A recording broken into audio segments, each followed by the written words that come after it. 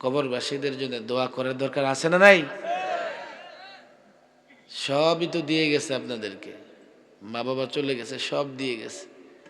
বাবার খাট, বাবার ঘর, বাবার কাপড় চোপড়, বাবার ব্যাংক ব্যালেন্স সবই তো আপনাদের কাছে। বাবা কিন্তু খালি হাতেই গেছে, কবরে খালি হাতেই গেছে। দুনিয়াতে সব দিয়ে গেছে যাতে করে কবরে তার জন্য কিছু পাঠাইতে পারেন, অথচ কবরে পাঠানোর নাম নিশানা নাই। ফকি আবুল্লাহ সামারকান্দি তানবিহুল গাফিলিন একটা ঘটনা লিখেছেন। ফকি আবুল্লাহ সামারকান্দি তাবেঈ ছিলেন। কি ঘটনা লিখেছেন? এক বুজুর্গ রাস্তা দিয়ে চলতে চলতে ক্লান্ত হয়ে একটা দেয়ালে হেলান দিয়ে ঘুমায় গেছে, আর সেই দেয়ালটা ছিল কবরস্থানের দেয়াল। স্বপ্নে দেখে যে কবর থেকে লাশগুলো উঠে কি যেন টোকাইতেছে, ওই দেয়ালে হেলান দেওয়া অবস্থায় তন্দ্রা আসছে। এই অবস্থায় স্বপ্ন দেখতেছে যে কবর থেকে লাশগুলো উঠে কি যেন টোকাইতেছে। তো একজন বুড়ি ওই কর্নারে বসে আছে, সে কিছুই টোকায় না। তো বুজুর্গ বুড়িরে জিজ্ঞেস করলেন, ওরা কি টোকায় আর তুমি বসে আছো, তুমি কিছুই টোকাও না? ওরা সওয়াব টোকায়, সওয়াব সওয়াব। রাস্তায় চলতেছে যুবক, হঠাৎ মাইকে শুনতেছে, ভাই আল্লাহর ঘরে কিছু দিয়া যান। দাও, 1 টাকা দিলাম মায়ের নামে। এগুলো মায়ের কবরে পৌঁছে যায়। তুমি টোকাও না কেন? আমি এজন্যই টোকাই না, প্রতিদিন দুনিয়া থেকে আমার জন্য এই পরিমাণে সওয়াব আসে, যথেষ্ট। 1টা 2টা করে কি করতে হয় না, সওয়াব টোকাইতে হয় না। কে তোমাকে এত সওয়াব পাঠায়? আমার ছেলে পাঠায়। তোমার ছেলে কি করে? সবজি মন্ডি, অমুক সবজি বাজারে সবজি বিক্রি করে। ঘুম ভাঙছে বুজুর্গ, দৌড়ে গেছে বাজারে, গিয়ে ওই বর্ণনা অনুযায়ী গিয়ে দেখে সবজি বাজারে একটা যুবক হাত দিয়ে সবজি মাপতেছে আর 2টা ঠোঁট নড়তেছে। জিজ্ঞেস করছে, ঠোঁট নড়ে কেন? আমি তেলাওয়াত করি, সকাল থেকে বিকেল পর্যন্ত যত তেলাওয়াত করি এর সওয়াব আবার মায়ের নামে পাঠাইয়া দেই। কোরআন তেলাওয়াত করতে গেলে একটা হরফে নেকি কয়টা? হিসাব করেন। বিসমিল্লাহির রহমানির রহিম কোরআনে কারীমের আয়াত, নিঃসন্দেহে কোরআনে কারীমের আয়াত। বাকি সূরার অংশ কিনা এটা ভিন্ন আলোচনার বিষয়। তো বিসমিল্লাহির রহমানির রহিমের মধ্যে কয়টা অক্ষর আছে? 19টা। 10টা করে নেকি হইলে কয়টা? 100। আপনি চাইলে 1 মিনিটে বিসমিল্লাহির রহমানির রহিম বিসমিল্লাহির রহমানির রহিম কমসে কম 20 বার পড়তে পারবেন। বুজুর্গরা বুঝে আসছে যে কেন এই মহিলা কবরে এত সওয়াব পায়, তার কেন 1টা 2টা সওয়াব টোকাইতে হয় না। মাইস্টরের মানুষ অনেক আছে বিদেশে। বিদেশ থেকে যদি মা বাবার জন্য মাস শেষে 10,000 20,000 পাঠায়, ওই মা বাবার কোনোদিন অন্যের খেতে কামলা দিতে হবে না, বদলা দিতে হবে না। কিছুদিন পরে বুজুর্গ আবার স্বপ্নে দেখছে যে সবাই সওয়াব টোকায়, বুড়িটাও টোকাইতেছে।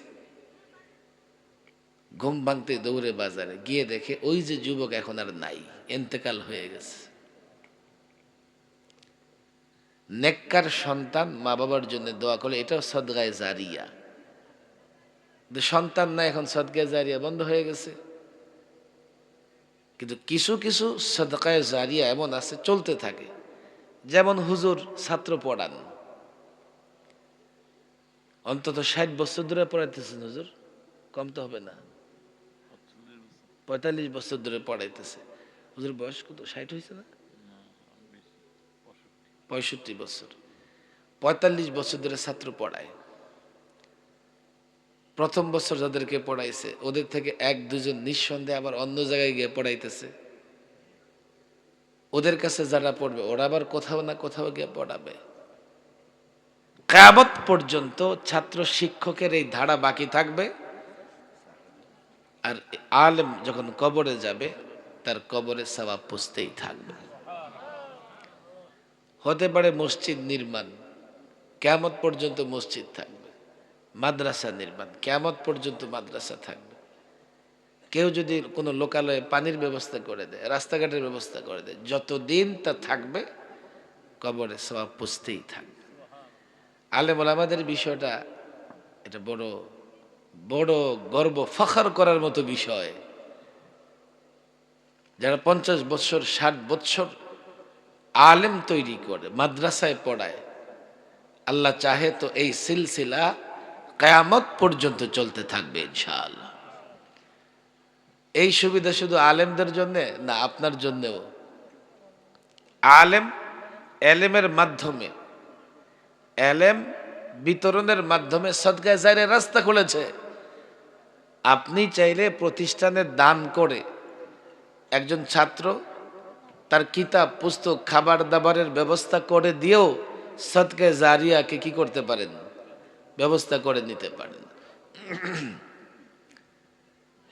ফকি আবুল লাইস সামারকান্দের এই ঘটনা দ্বারা বোঝা যায় দুনিয়াতে যা কিছু করবেন মাইয়িতের জন্য ইরসালের সওয়াব কবর থেকে সেটা পেতেই থাকবে। এই জন্য আমরা দোয়া করে যাব তো ইনশাআল্লাহ। কষ্ট হইতেছে আপনাদের? 30 মিনিট বেশি সময় কম হয়ে গেছে না? দেখেন দু একজন উঠতেছে, ক্লান্ত আসলে। ঠিক আছে, কারো যদি ওজোর থাকে যান, কিন্তু 30 মিনিটের আগে বয়ান শেষ হবে না। আর এখনো কিন্তু 30 মিনিট শুরু হয়নি। দরকারের সময় কমায় দেব। আপনারা আমার এলাকার মানুষ না, যা বলি তাই তো দিতে হবে নাকি? কম তো দেওয়া যাবে না। এত রাত্রে আসছেন কেন? হ্যাঁ, এটা একটা ঠিক আছে, আর আগে আসার দরকার ছিল।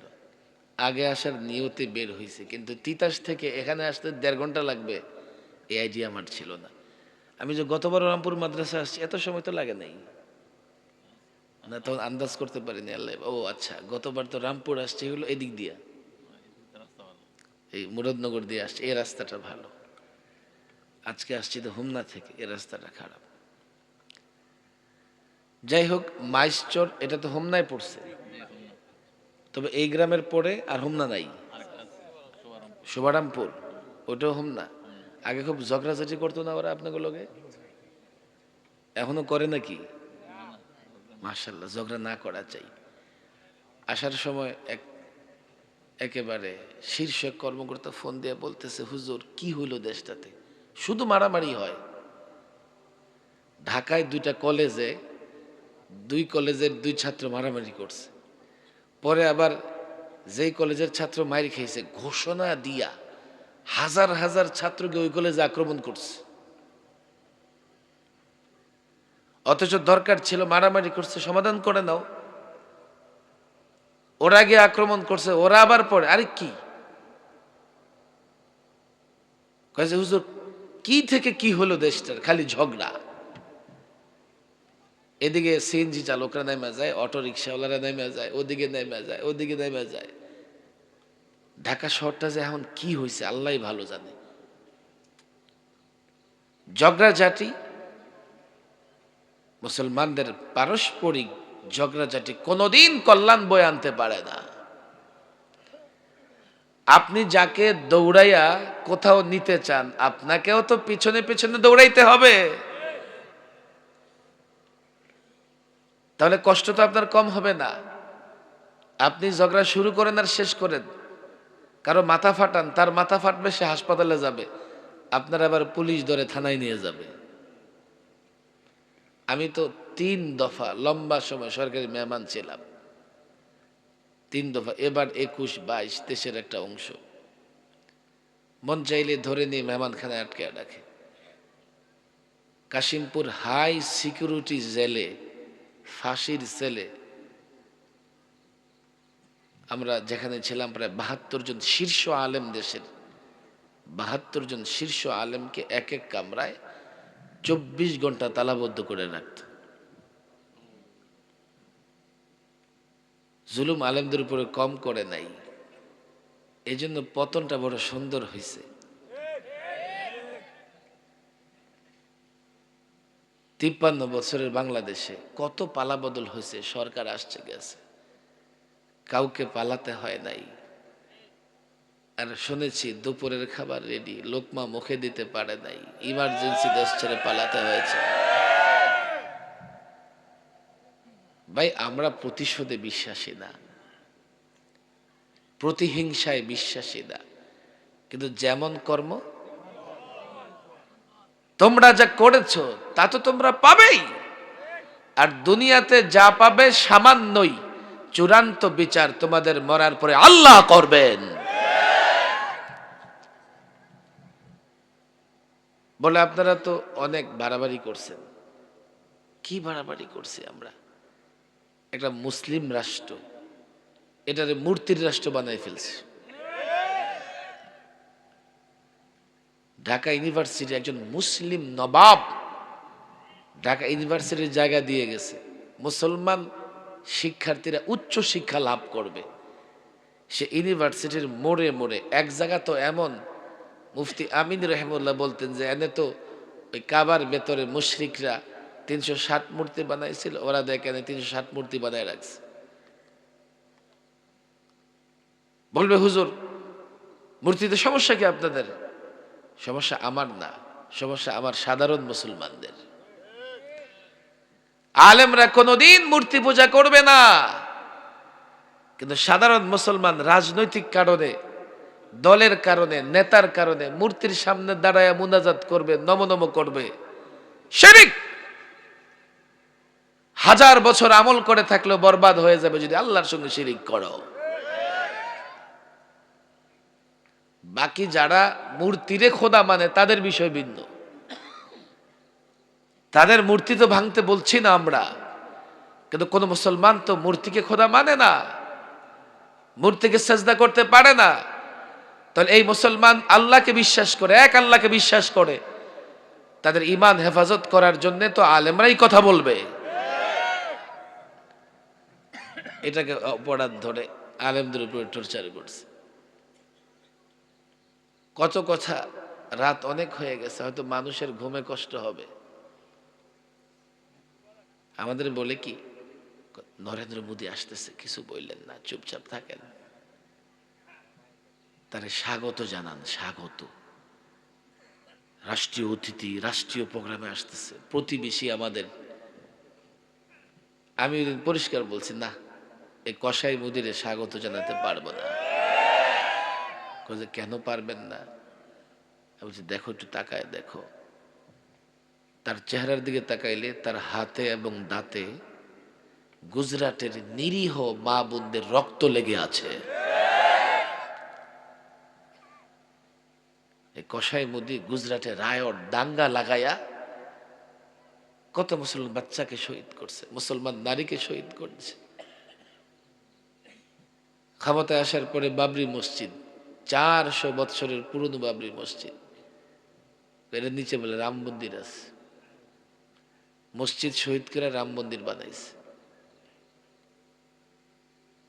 ভারতে মুসলমানদের কি অবস্থা গোটা দুনিয়া দেখেছে। মুসলিম নারী আন্দোলন করতেছে, আমি হিজাব পরে কলেজ ইউনিভার্সিটিতে যেতে চাই, আমি মুসলিম, আমি আমার ধর্ম প্র্যাকটিস করতে চাই। মাইকে আজান নিষিদ্ধ, বৃদ্ধ গরু নিয়ে যাবে বিক্রি করতে, তারা ধরে পিটায় মেরে ফেলছে উগ্র হিন্দুত্ববাদীরা। এখন বাংলাদেশে একটা সংগঠন হয়েছে তাদের, ইসকন। ইসকন আজকে চিটাগাং একটা মসজিদে আক্রমণ করছে, এক আইনজীবীর হত্যা করছে। গত সপ্তাহে পুলিশের উপর আক্রমণ করছে চিটাগাংয়ে, সেনাবাহিনীর উপর আক্রমণ করছে, মুসলমানদের কয়েকশো দোকানপাট ভেঙে ঘুরাইয়া দিছে। হিন্দু সম্প্রদায়ের ভাইয়েরা জামাই আদরে থাকবে, আমাদের কোনো আপত্তি নাই। এদেশে সব ধর্মের লোকদের ধর্ম পালনের স্বাধীনতা আছে, এ কথা আমরা শুধু মুখে বলি এমন না। 5ই আগস্টে যখন দেশের আইন শৃঙ্খলা বলতে কিছুই ছিল না, থানাগুলো খালি, অনেক থানায় আগুন জ্বলতেছে, সেদিন সংখ্যালঘুদের নিরাপত্তা দিতে তাদের উপাসনালয় বাড়িঘর পাহারা দিয়েছে টুপিদাড়িওয়ালারা।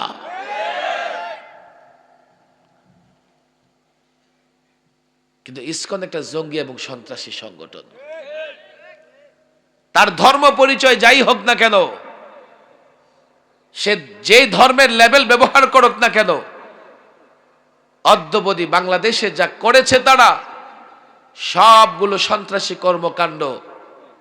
সারা দেশ থেকে আওয়াজ উঠতেছে, আওয়াজ উঠবে, নিঃসন্দেহে আরো আওয়াজ উঠবে। ইসকন বাংলাদেশে তারা কোনো সন্ত্রাসী কর্মকাণ্ড পরিচালনা করতে পারবে না।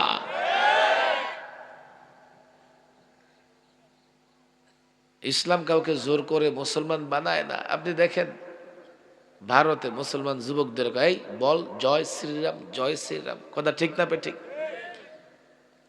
আজ পর্যন্ত বাংলাদেশের একটা যুবক অন্য ধর্মের কাউকে জোর করে বলে নাই এ কথা যে বল আল্লাহু আকবার, বল লা ইলাহা ইল্লাল্লাহ। কেন? ইসলাম এটা পছন্দ করে না। ওরা জবরদস্তি করে, ওরা ভালো, আমরা জবরদস্তি করি না, আমরা নাকি উগ্র। করবে যত আকাম, ওরা দায় চাপাবে মুসলমানদের উপরে। আর মুসলমান মুনাফিক শাসকরা চেয়ারে বসে থেকে ক্ষমতার লোভে তাদের কথা শুনবে। ক্ষমতার লোভে কাফের বেঈমান ভারত, আমেরিকা, রাশিয়ার কথা শোনো, অথচ তুমি যখন পালাও কোনো শক্তি তোমার কাজে আসে নাই। দাম্ভিকতা কত, পালাবো না, পালায় না। ফেরাউনকে আল্লাহ ছাড়ে নাই, যুগে যুগে কোন ফেরাউন আল্লাহর গজব থেকে বাঁচতে পারবে না। জুলুম করছে আলেমদের উপর ইচ্ছা মতো। এই পানির বোতল দেখলে আমার এখনো ভয় লাগে। গতবার রামপুরে আসছিলাম, সামান্য কথা আমি বলছি, ভয়ে ভয়ে বলতে হয়েছে। কেন জানেন? 30টা 40টা মামলা, সপ্তাহে 3 দিন কোর্টে যাও, আবার কত হুমকি দুমকি, এখানে প্রোগ্রাম করে, এখানে প্রোগ্রাম করতে দেয় না, ওখানে দেয় না। মুক্ত আকাশের নিচেও মুক্ত ছিলাম না। আল্লাহ দেশকে স্বাধীন করেছে, দেশে পরিবর্তন এনেছে, আমাদের মুক্ত করেছে। কিন্তু এই মুক্ত অবস্থায়ও আমরা বিদ্বেষী নই, প্রতিশোধ পরায়ণ নই। পরিবর্তনের 3 মাসের মধ্যে আপনারা দেখেন আলেমদের উপর এতটা জুলুম হয়েছে, কিন্তু কোন আলেম কোথাও প্রতিশোধ গ্রহণ করে নাই। আমরা তোমাদের হেদায়েত চাই, কল্যাণ চাই। বোতলগুলো দেখলেই কষ্ট হয়। রিমান্ডে আমি প্রায় এবারও 2.5 মাস রিমান্ডে ছিলাম। রিমান্ডে শুধু গায়ের পোশাকটা নিয়ে রিমান্ডের রুমে ঢুকাই রাখে ওরা। ডিবি রিমান্ডে, চতুর্দিকে সিসি ক্যামেরা। হুজুর কিচ্ছু রাখতে পারবেন না, ওই যে আপনার হেড অফিস থেকে দেখতেছে। সারাদিন বসে ঘুরে ফিরে সময় কাটতো, রাতে তো ঘুমাইতে হয় না। মাথার নিচে কি দিব? ওই যে পানি খাওয়ার বোতল দিত, বোতলটা মাথার নিচে দিয়া। একদিন 2 দিন ঘুম নাই, হঠাৎ করে ঘুমাই গেলে তো আর সহজে ঘুম ভাঙে না। 1.5-2 ঘন্টা ঘুমাইলে এই যে বোতলগুলোর মধ্যে রেখা আছে না, দাগ আছে না, এগুলো মাথার মধ্যে বসে যেত। 2 লিটারের বোতল তো খুব শক্ত হয়। এতটা নির্মম জুলুম করছে তারা আলেমদের উপরে। জেলে থাকা অবস্থায় বাবাকে হারাইছি, যেহেতু আপনারা আমার এলাকার মানুষ। এ ডান্ডা বিড়ি পড়াইয়া তারপরে জানায় যায় নিয়ে আসছে। কি তামাশা তারা করছে। জানাজা জোহরের পরে আমার নিয়ে রওনা হয়েছে, আসার পরে লোকেরা জোহরের পরে টাইম পরিবর্তন করে দিছে, আসরের পরে টাইম পরিবর্তন করছে, মাগরিবের পরে রাত 10টা আমারে জেল থেকে বেরই করে নাই। অথচ পারমিশন হয়ে গেছে সকাল থেকে বের করে জোহরের পরে জানাজায় নিয়ে আসবে। তারা মনে করছে টাইম মতো নিলে তো অনেক মানুষ হয়ে যাবে, বাবার জানাজা উনি গেলেই তো দাফন হবে। হাজার হাজার মানুষকে কষ্ট দিছে গরিপুরে। এতটুকু বলছি, শুধু দরকার কি ছিল এতগুলো মানুষকে আমার জন্য কষ্ট দেওয়া? আলেমদেরকে হেলমেট, বুলেট প্রুফ জ্যাকেট, হাতে হাত কড়া, পায়ের ডান্ডা বেরিয়ে পরে কোর্টে উঠাইত। আমাদেরকে যখন কোর্টে উঠাইছে, আইনজীবী পর্যন্ত কান্না করছে যে হুজুরদের সাথে কি আচরণ করা হইতেছে। আর তাদেরকে যখন কোর্টে উঠায় দেখেন লাঠি গুতা মারে, আবার পচা ডিমও মারে। দুনিয়াতে সবাই দিন যাপন দিনকাল অতিবাহিত করে, সবার দিন কিন্তু এক না। আমি বারবার বলেছি, একটা অপরাধ দেখাও, একটা অপরাধ দেখাও। 2600 আলেম গ্রেফতার করে, এই টুপি দাড়িওয়ালা যুবকদের গ্রেফতার করে জেলে নির্যাতন করেছো, কারণ কি বলো? মোদি আসতেছে, আমার ভালো লাগে না, আমার তো বিক্ষোভ করার অধিকার আছে। এই বিবাড়িয়াতে একদিন পরপর, একদিন বা 2 দিনে 16টা লাশ ফালাই দিল। হাটাজারিতে 2 মিনিটে 4টা লাশ ফালাই দিল। মনে করছে আলেমদের বিচ্ছিন্ন করে জেলখানায় রেখে দিছি, বাস আলেমরা জনগণের সামনে কথা বলবে না, জনগণও ক্ষুব্ধ হবে না, রাষ্ট্র চালাবো। মূলত আমাদেরকে জনগণ থেকে বিচ্ছিন্ন করার জন্যই জেলখানায় ভরছে। জনগণ থেকে বিচ্ছিন্ন করছো, জনগণের মালিক থেকে বিচ্ছিন্ন করতে পারো নাই। এক এক আলেম 12টা 1টার সময় ঘুম থেকে উঠে যেত শেষ রাতে। কেউ দাঁড়ায় তেলাওয়াত করতেছে, কান্না করতেছে, এক একটা রুম থেকে কান্নার আওয়াজ আসতো শেষ রাতে। সেজদায় পড়ে কাঁদতেছে, রুকুতে পড়ে কাঁদতেছে। আমাদের জেলটা সাধারণ জেল ছিল না। সাধারণত জেলে কেউ গেলে তার পরিবারের সঙ্গে সাক্ষাৎ থাকে, যোগাযোগ থাকে। সম্পূর্ণ আইসোলেট করে ফেলছিল, দুনিয়ার কোথাও কারোর সঙ্গে যোগাযোগ নেই। পরিবার লোকেরা জানতো না বেঁচে আছি না মরে গেছি, বাংলাদেশে রাখা হয়েছে না বিদেশে পাঠাই দেওয়া হয়েছে। এত কষ্ট দিছ আলেমদের। আলেমরা দুনিয়া থেকে বিচ্ছিন্ন কিন্তু আল্লাহর কাছাকাছি ছিল। 5ই আগস্টে তো আন্দোলন বলা হয়, আমি বলি না 5ই আগস্ট গজবের দিন, গজবের দিন। আন্দোলন অনেক আগে থেকে বারবার আন্দোলন হয়েছে, তুমি মোকাবেলা করেছো। আল্লাহর গজব এসছে, তোমার মোকাবেলা করার ক্ষমতা ছিল না। এটা গজবের দিন তাদের জন্য। যতই চট করে ফিরবা বলো না কেন, খোদাই গজবে ফেরাউন পড়ে ফিরতে পারে নাই, তোমরাও ফিরতে পারবা না। গজবে তোমাদের পতন হয়েছে, অন্য কোনো কারণ আমি দেখি না। আমাদের ছাত্ররা কোমলমতি ছাত্র, তাদের আন্দোলন কতটা তীব্র হবে। আল্লাহ তাবারক ওয়া তাআলা দুর্বল জিনিস দিয়া অনেক সময় বড় কাজ করে নেন। ফেরাউনকে পানিতে ডুবায় মারছে, ল্যাংরা মশা নমরুদরে শেষ করে দিয়েছে। ছোট্ট ছোট্ট পাখি, জাকে জাকে পাখি, ছোট্ট ছোট্ট পাথর কণা দিয়ে আব্রাহারে শেষ করে দিছে। আব্রাহার বাহিনীর উপরে জেদ্দার উপকূল থেকে ঝাঁকে ঝাঁকে আবাবিল, ঝাঁকে ঝাঁকে পাখি, প্রত্যেকের ঠোঁটে, তাফসীরি কিতাবে এসছে, ঠোঁটে একটা, 2 পায়ে 2টা, 3টে অ্যাটম বোমা। প্রত্যেক পাখির কাছে 3টে অ্যাটম বোমা, ঠোঁটে একটা, 2 পায়ে 2টা। সাইজ কত? অ্যাটম বোমার সাইজ কত জানেন? মসুরির ডাইলের মতো সাইজ।